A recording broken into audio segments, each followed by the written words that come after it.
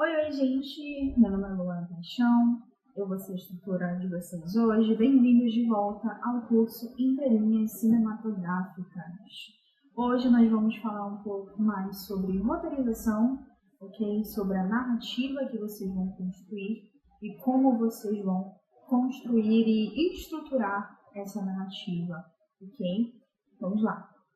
Hoje nós vamos focar um pouquinho mais sobre estrutura de 3 atos, o que é a estrutura, ok? Então, ela basicamente é um tipo de organização que foi popularizada em 1979 pelo escritor Sid Field, através do seu trabalho chamado Roteiro, os Fundamentos do Roteirismo. Basicamente, esse tipo de organização, ele não somente facilita na sua produção, mas ele também ajuda a criar um ápice, a criar uma história mais interessante e mais organizada e coerente entre si. Vamos falar separadamente de cada ato, okay? Começando com o primeiro, depois o segundo, depois o terceiro. E também vou fornecer aqui algumas perguntas guias para que vocês consigam imaginar melhor como criar o roteiro de vocês. Começando pelo ato 1, que se chama a apresentação. Então, esse é o momento que você vai apresentar a pessoa que está assistindo, apresentar ao seu público qual que é a história e quem é o personagem daquela história. Algumas das perguntas que nós podemos considerar nesse momento são: quem é o protagonista? Você descrever ou apresentar esse protagonista. Anteriormente eu dei o exemplo do filme Green Book, né? Que é apresentado no começo da história e que o laço familiar dele já é dado como importante desde os primeiros minutos, os primeiros segundos do filme. Por isso, é muito importante que você apresente o que é importante para o seu protagonista e quem é ele de fato, para criar já uma conexão entre o público e o protagonista. Outra pergunta muito importante é o que ele quer e por quê. Por que ele quer alcançar aquele objetivo? Também está conectado com a estruturação que nós falamos na última aula. Então, qual é o objetivo, qual é o desafio, o porquê ele quer alcançar aquele objetivo e qual é aquele objetivo.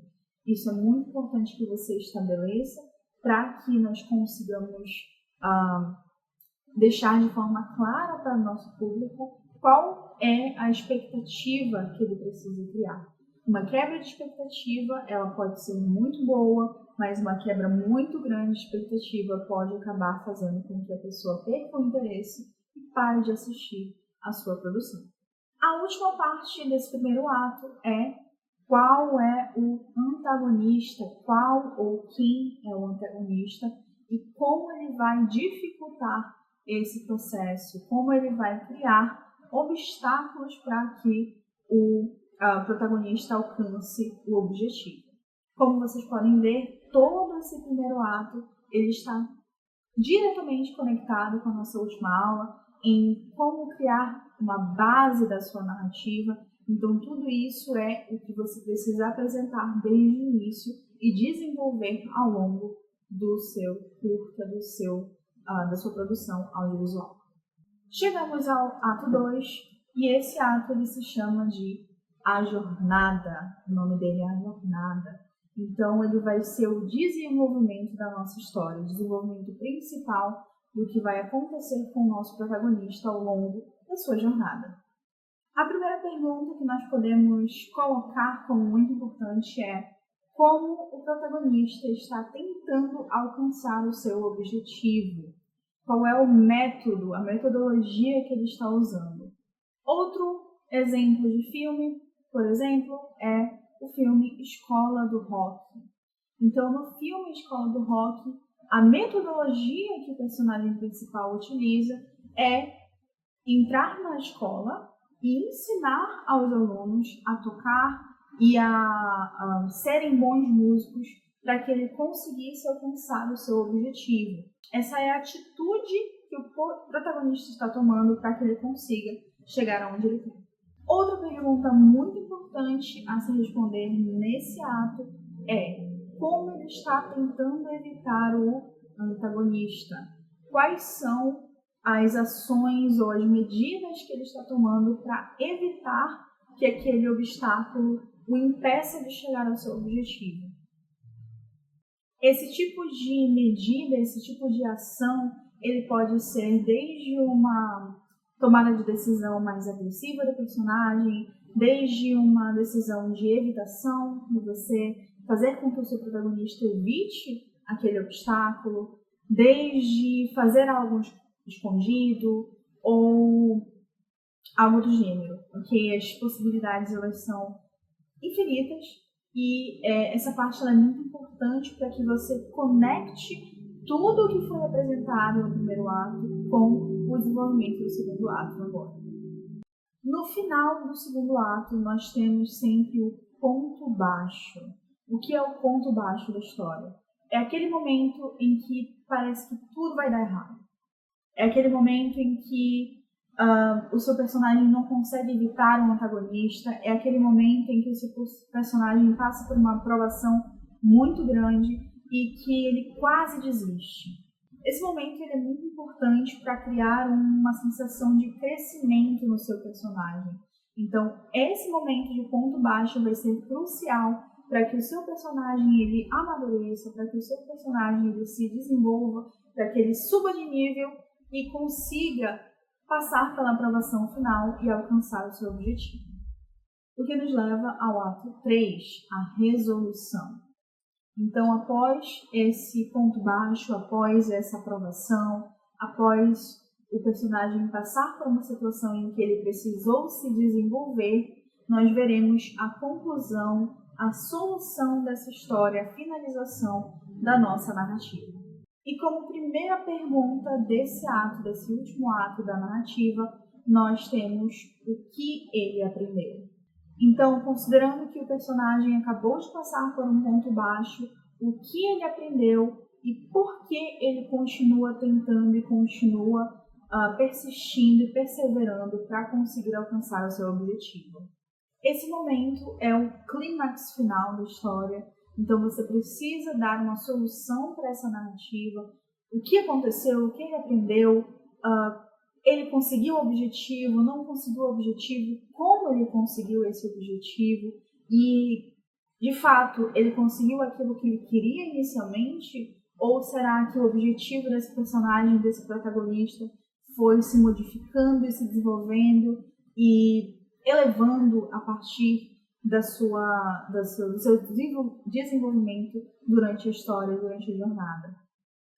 Essa parte ela é muito importante também para criar uma sensação, de fato, de humanização. Você humaniza o seu personagem, fazendo com que ele não necessariamente mude de ideia completamente, mas mostrando que, como todo ser humano, o seu personagem, o seu protagonista, ele também vai se modificar através da história, através da jornada. Ele também vai mudar de prioridade, ele também vai mudar de jeito de agir, ele vai tomar outras decisões, ele vai talvez até mesmo querer algo menos egoísta, mais egoísta, ele pode modificar o objetivo inicial.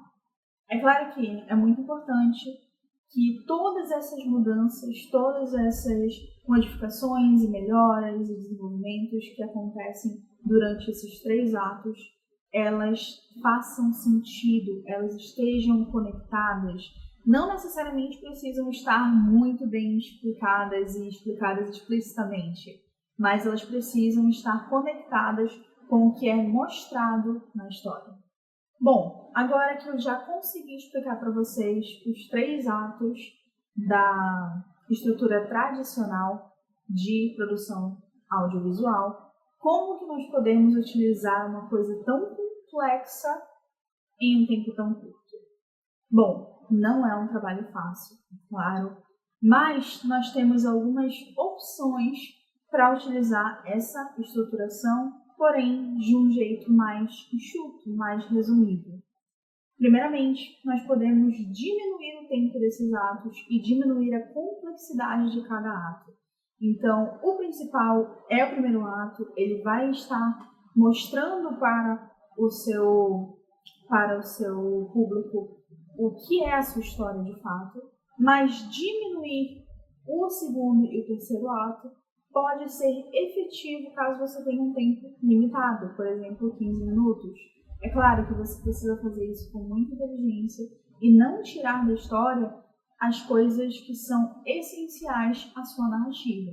Outra opção que também acontece bastante em curtometragens é a diminuição da quantidade de atos. Então, ao invés de fazer 3 atos, nós fazemos 2 atos. E como exatamente isso funciona?